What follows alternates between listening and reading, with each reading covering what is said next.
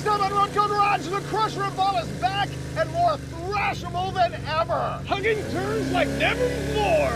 Yeah, man. Oh, we're gonna die. Yeah, we are.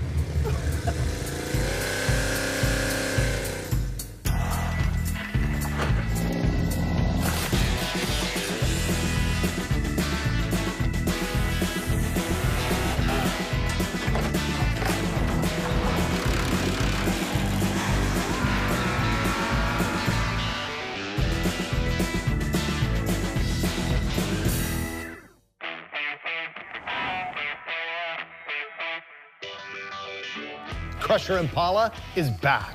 The potential for perfection here, Freiberger, it may elude you, but I'm very, very aware that this car is good and we can make it perfect. It could be great. Do you remember the last time we had it on an episode? What went wrong? We didn't have the throttle linkage I know. set up right. We've only ever had this thing at part throttle.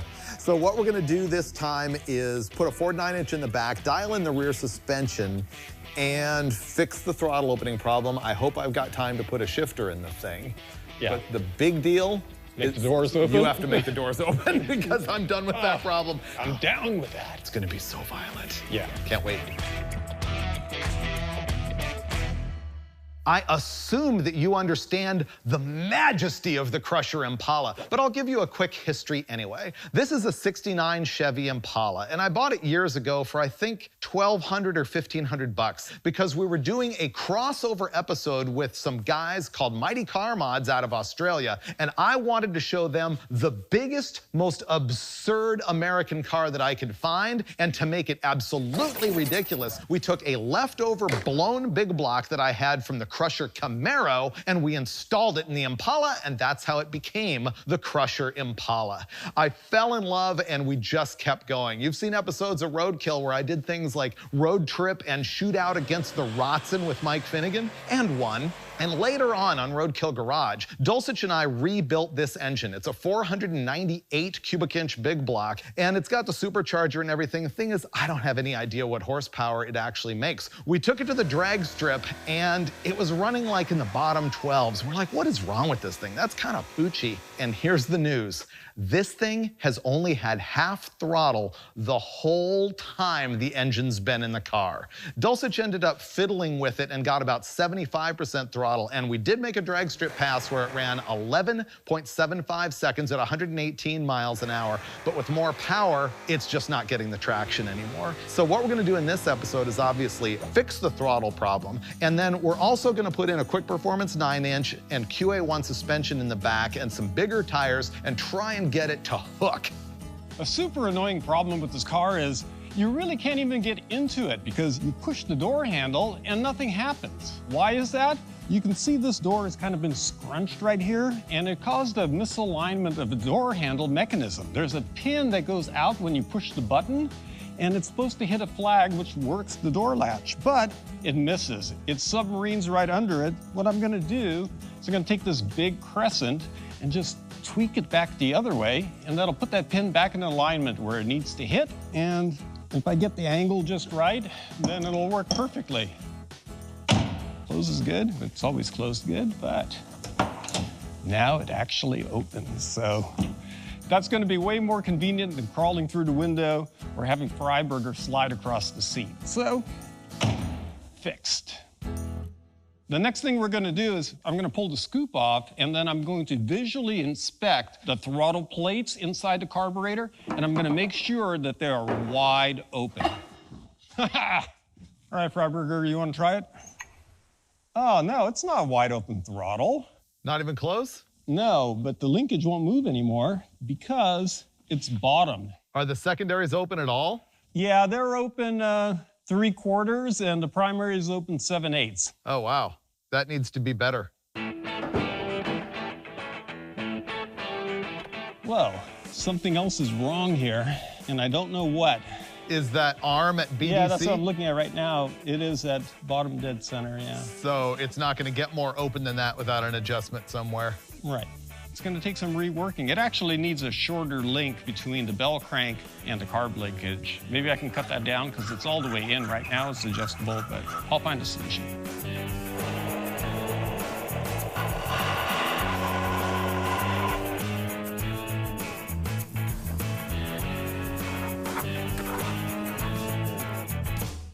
All right, Freiberger, you want to try it? Feels stiffer. Whoa, didn't do anything. Is that all the way on the floor? That's it. It looks like that linkage rod that somebody fabricated is deflecting a bunch. While Dulcich is working on the linkage, school is in session.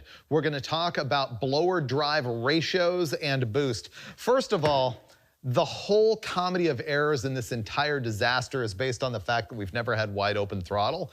And so we had the blower pulley ratio set up for a restricted inlet, and a restricted inlet is a big downer with a supercharger. It has got to gulp as much air as it can to make boost. And what we saw is when we went from like 50% throttle to maybe 75% throttle, the boost went from 5 pounds to 14. That's how big of a difference it makes. So before we go on the chassis dyno and tune this thing up, I want to bring the boost down because I want this thing to run on pump gas. So we need like 5, 6, 7 pounds of boost, something like that. So let me show you how to figure out blower drive ratios. The drive ratio is all about determining how fast you're going to spin the supercharger. The faster you spin it, the more boost you get. The slower you spin it, the less boost you get, and also the less horsepower drag is in there. So you've got one pulley that is on the crankshaft here that obviously is powering the whole shebang. And that is the engine. It's spinning at engine RPM. It's powering the supercharger.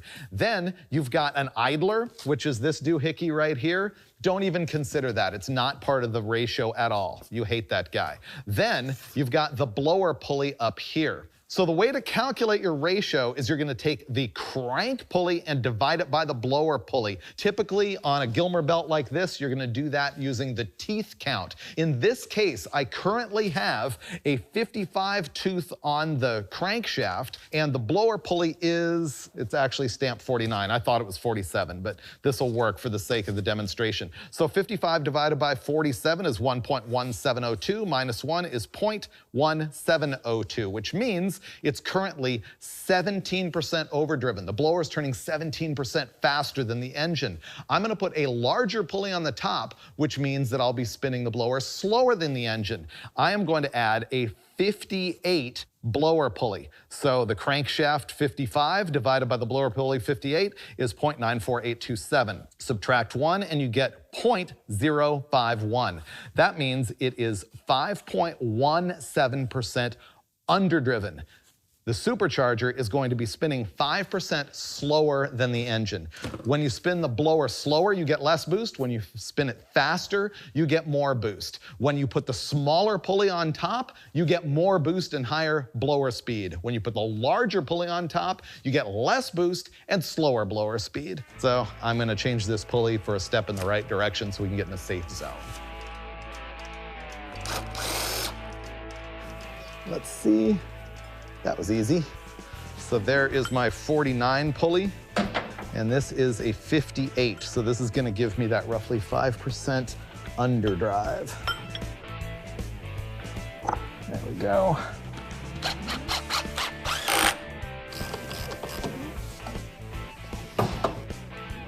There we go. All right, I'm going to tighten all those by hand because you don't want that coming off.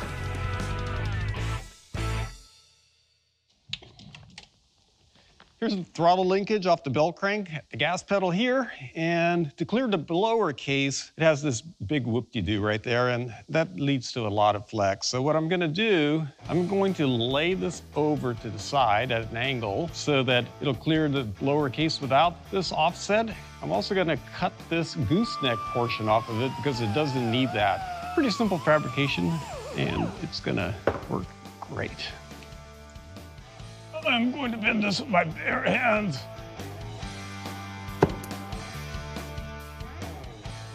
I'm trying to fill a gap that's 3/8 of an inch. Got the linkage modified in a way that I think it's going to work, but I'll find out as soon as I put it in, which is going to be right now. Right there, that's perfection. Okay, Freiberger, you want to try it now?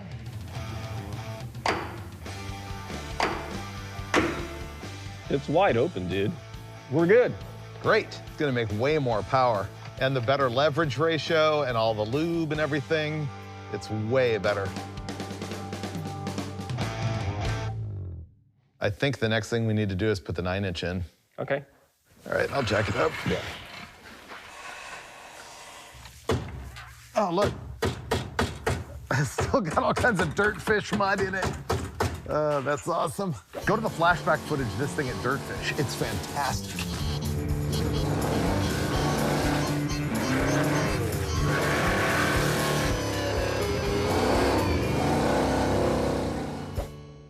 Here's what we're working on. The full-size GM body like this has a 4-link rear suspension with coils. It's very similar to what you would find in a Chevelle or Skylark or Cutlass or anything like that, or even a Fox Mustang. The difference is that the B bodies, the big Impalas, didn't have as much triangulation into the links, and so it needs something to prevent the rear end from shifting side to side, and so it has a panhard bar on it, sometimes also called a track bar, in order to locate the axle side by side in the car. You can see that when I've fully unloaded the suspension, this tire is almost touching the ground and that one's up in the air. It's torqued over like this, and that's because of that panhard bar. It's pulling this side down, and so you can see how that would be a problem even in drag strip launching. So we will end up installing a adjustable panhard bar. My job now is to tear this thing apart. What we're gonna do is remove the shocks, then remove the panhard bar. Then I should be able to lower the rear end enough to get the rear coil springs out without having them under tension and killing me. And then I'll start to unbolt all of the link arms. This one bolt and it should all come out. There we go, it is freed. Drag her out of there. We had a problem getting the lower control arm out of the car. The nut for the bolt is buried in a hole up in the frame and I couldn't get any kind of wrench on it. And so I had Steve make this tool right here so that I can fish the socket up in there and get this thing out. There we go. Ka-chow.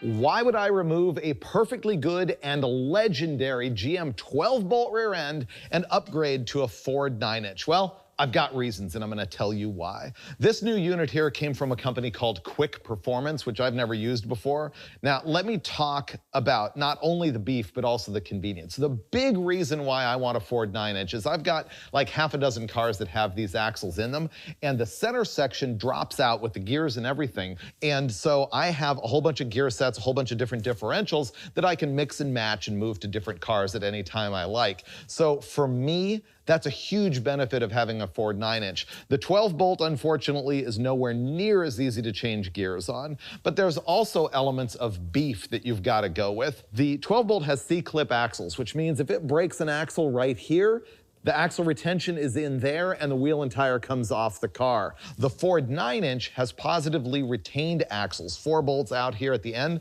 so if you break an axle, the wheel and tire stays on the car, and that's actually an NHRA requirement for vehicles with slicks. Also, if you're gonna upgrade a 12-bolt, you need to do things like weld the tubes, sometimes get thicker tubes, and this has all of that stuff already. Also, the guys at Quick Performance recommended a back brace on this thing because they knew that eventually I'm gonna put like 1,000 horsepower in this car.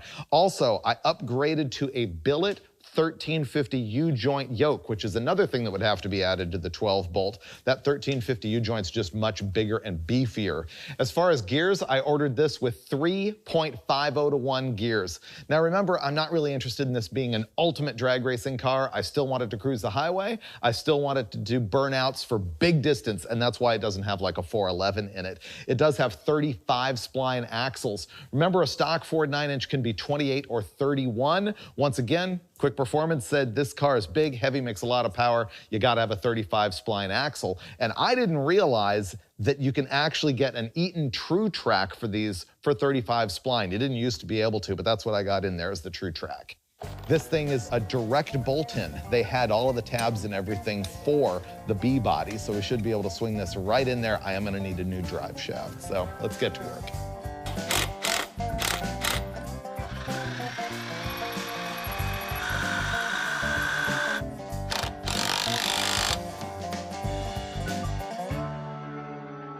Once again, you're questioning me. I know it. You've seen the Crusher Impala launch. You've seen that wicked squat and then pulling the front tires like that much. You're like, why would you mess with the rear suspension? Well, the thing is, we know that we have finally overpowered what's available for traction on our stock suspension with our little tires. And so I'm gonna be installing new stuff, and I'm gonna tell you exactly why. All the new parts that I have here are from QA1, and let's just talk really quickly about what I'm doing. First of all, the coil-over shocks. We've talked about these so many times. They're simple to install. You can adjust your ride height really easily, and these billet shocks are double adjustable for compression and rebound, which will help me tune on the drag strip. They're also lighter than the factory coil springs and shocks combined. Control arms. This is a stock control arm. These are flimsy as a noodle and will bend around when you're launching. The tubular ones are much beefier, so that eliminates a flex point. The bigger deal is going to be in the upper control arm. QA1 sells these both non-adjustable and adjustable, which is what this is. Non-adjustable one's fine for your street car. But if you want to go drag racing, I really recommend the double adjustable one like this, because you can install it in the car, and that has benefits like being able to adjust your pinion angle, which is huge, and also being able to preload the chassis a little bit on the right-hand side. You would take the right upper control arm and twist it, and you can establish that preload so you don't have to run like an airbag or a football or something inside your coil spring like guys sometimes do. We're gonna bolt all this stuff on and cross our fingers and hope that it's better.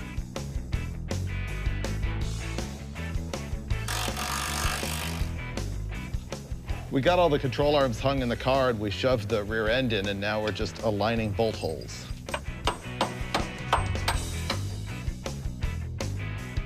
Control arm bolts are in. Next thing I think is the coilover shocks.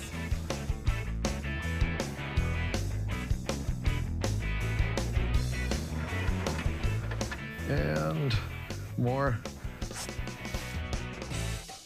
Done. See these new flexible bags you can get for gear oil? Just squeeze that snot in there. Let's see.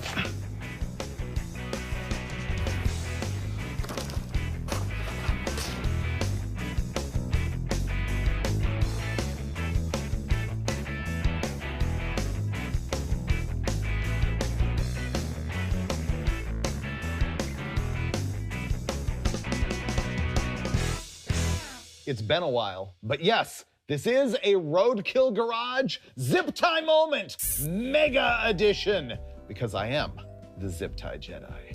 So here's the thing. I find it perfectly acceptable to use a giant zip tie to retain brake lines onto the back of a rear end housing.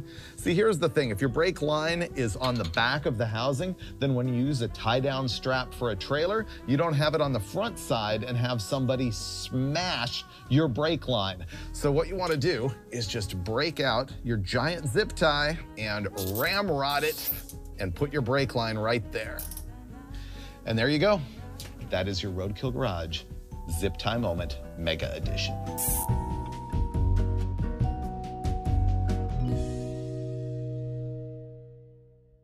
Hi there. You ever see Joe Namath in that ad for pantyhose? That's what I feel like right now. It's the perfect pose to install the panhard bar. I showed you this on the stock suspension. This is the thing that locates the axle side to side in the car. There's a mount up here on the frame, another one over there on the axle. So once this gets installed, we're gonna have to take some measurements at ride height and make sure that the rear end is centered. I don't know why a new drive shaft always makes me feel so happy. Me too. Man, Mike from Driveline Service in Fresno always dials us in with the drive shafts on fast turnaround. We actually really appreciate it. This one's a 3.5 incher, which he suggested for beef. It's got 1350 U-joints and a billet yoke on the other end.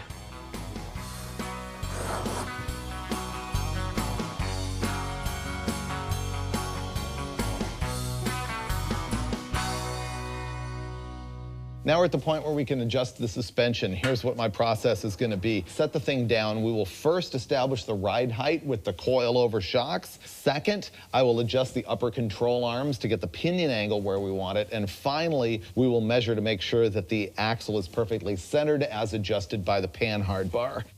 And finally, my happy place, which is the dish mag. Yes, this right here is a US Indy mag wheel. It's a U101. It's a 15x8 with 4-inch back spacing. My Hoosier Slick here is a 29x10. This is gonna like fill out the wheel well and look rad.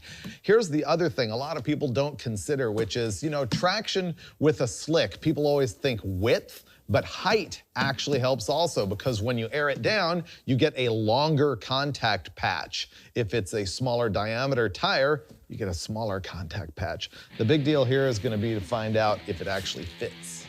Okay, yeah, the tire's even tighter to the outside here, and it has more distance to the frame, so it's off a little bit. We're gonna have to jack it up to simulate the ride height, and then I think Dulcich is gonna have to do the Dulcich body work that he does.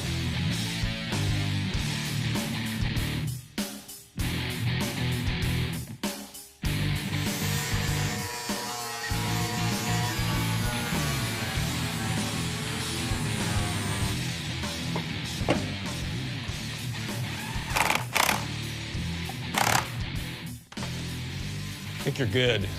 It's not awesome, but it'll be functional. I think it's terrific. I think we can't drive down the street this way, but drag strip will be fine. Final mod, I'm gonna install a QA1 sway bar on the back of this thing, and that might seem a little unusual because I kind of want to go drag racing with the thing, but the thing is, a lot of drag cars these days do use a rear sway bar to prevent that, you know, this kind of action, like this car does. You know it squats in the right rear, and the thing is, I'm concerned about this tire clearance, and so I'm thinking that sway bar might help that, might even help the launch, not sure. But the other thing is, remember, I keep telling you, this car is not all about drag racing. I also want to hoon the thing and drive it on the street, and importantly, this is gonna help with donuts. And it looks like it installs really easy.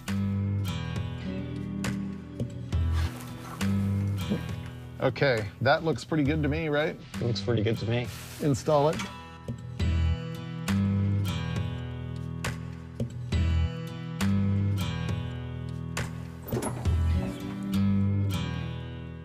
The rear suspension is done, and now we're gonna get into something I honestly really didn't want to do. We're gonna replace the front suspension. Thing is, I love this 50-year-old worn out garbage, and it just led to those great launches at the drag strip.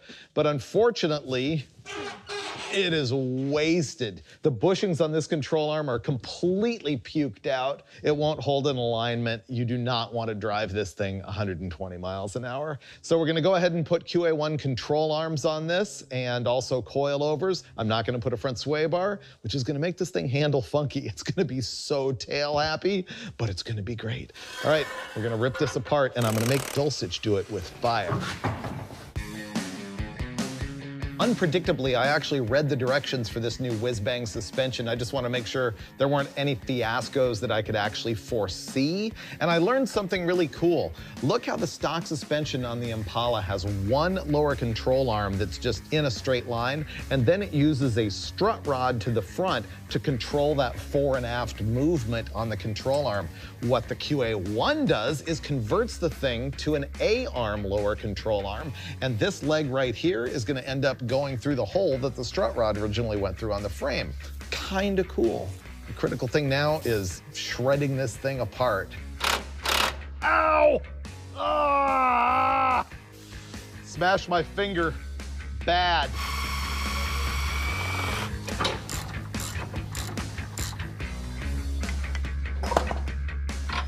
Get the springs out the easy way. What I'm gonna do is heat them up to get the tension out of them, and then I can safely just cut them in pieces and extract them.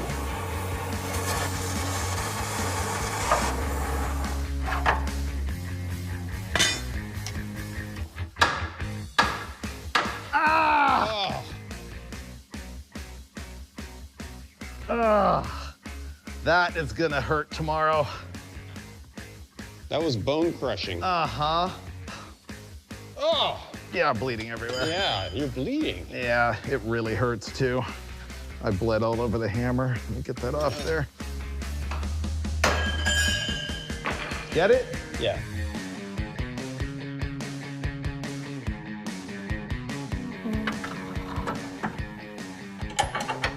Okay, David, I've got one side in. That's a better position.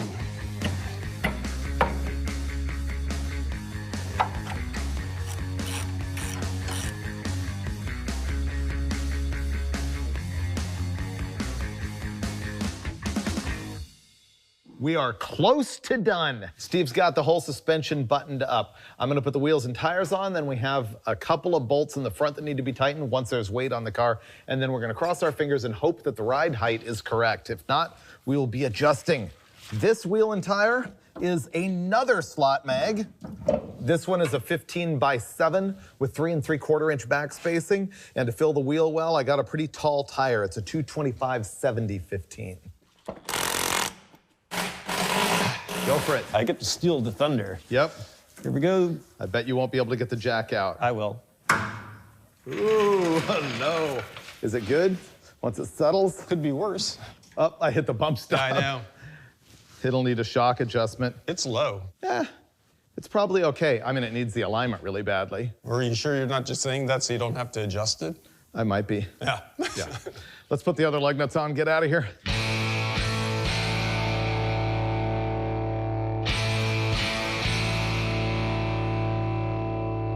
Welcome to our not-so-secret windy mountain road test facility. It's been like 3 weeks since we were in Dulcich's garage and we installed the Quick Performance 9-inch, the QA1 suspension, and first of all, we went and got the front end aligned professionally, so that's really good. Second of all, with QA1, I was talking to him about this front suspension design. Remember how the strut rod has been replaced with the lower control arm that has the strut rod sort of integral in position? And we were looking how it doesn't have a whole lot of droop to it. It's definitely not a drag race, big weight transfer kind of suspension. Unfortunately, that is what they were stuck with design-wise on these cars. If you wanted to fabricate, you could put a Heim joint in the front of that. It'd probably be better for drag racing. But that's not what we're doing right now. Instead, we are gonna check out the windy mountain performance, which brings me to the third update of stuff that went down over the past 3 weeks. And it's actually something that didn't happen. We didn't fix the power steering. Remember when we first assembled this car and drove it from LA all the way to San Diego with no alternator? Well, sort of following that tradition, over the past year or so, we have had no power steering on this car because the box leaked so badly that it was puking on the drag strip once, and I just cut the power steering belt off. Well, we've never had time to fix that, so we're gonna be testing our suspension with really, really heavy steering. There's nothing worse than a power steering box with no juice hooked up to it, but that's what's gonna happen. All right, let me gather up my buddy Steve Dulcich, and we're gonna hit the road, make some tire smoke, make some twisties, and tell you how this QA1 suspension actually works.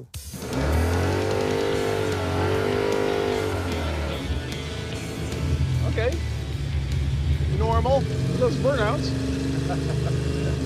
Yeah, it's a workout driving non-power steering on a power steering car. It's the absolute worst. I don't know why we did this, especially since knowing what I know now and knowing from what I've driven the thing so far, I thought I was improving the drag racing prowess of the Crusher Impala when in fact, I think we really helped the handling and overall ride quality of the car. Oh no, it glides over bumps like nothing. And the other thing is, it hugs the road. Before it used to wallow like crazy. It really did. It wallowed a lot, which was kind of the charm of it, but it definitely drives way better now. Power steering aside, I will say it's weird that we've got a rear sway bar and no front. When we're driving these mountain roads like this, I can actually feel it. It's sort of wallowy in the front. I haven't pushed it hard enough to know, but I'm sure that the rear end would come around just like that on this car if you really tried to be aggressive. Oh yeah, but the front end to me seems pretty flat. Well, look at that. I mean, I'm having to work the wheel a lot, but it's really pretty good. I know. I don't think it's gonna do wheelies at the drag strip anymore because it doesn't have that ridiculous just toss. Well, that's because the whole thing was on pillows before. It was, yeah, those springs were shot.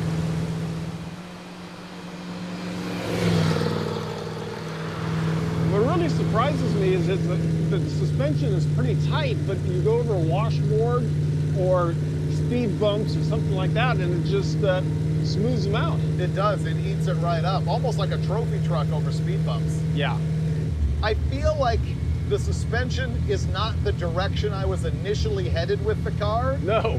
but I feel that it actually really improved the car overall. No, it was like a bonus, unexpected surprise, right? The thrashability of it, I think, has grown up a lot. I think you can really drive this car hard now. Oh yeah, for sure.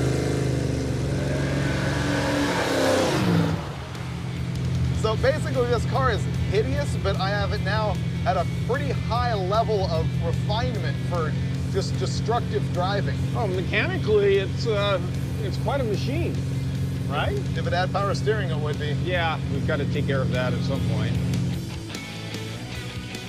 Overall, I'm saying win. How about you? Oh yeah, I mean, a whole new suspension transforms a car. Completely. The thing we don't know yet, though, is how does it really run at wide open throttle? How does it handle on dirt? And how does it handle at the drag strip? What are we going to do about that? So we're going to have to find out. On the next episode of Roadkill Garage.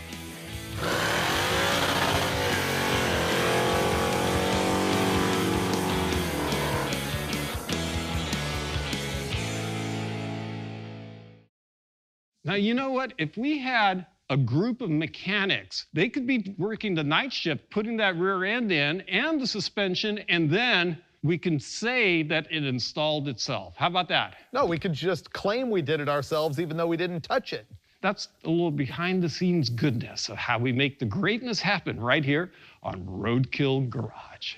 And you may think that I am luxuriating in the Crusher Impala here, but in fact, my Star Wagon is right outside. Oh, yeah.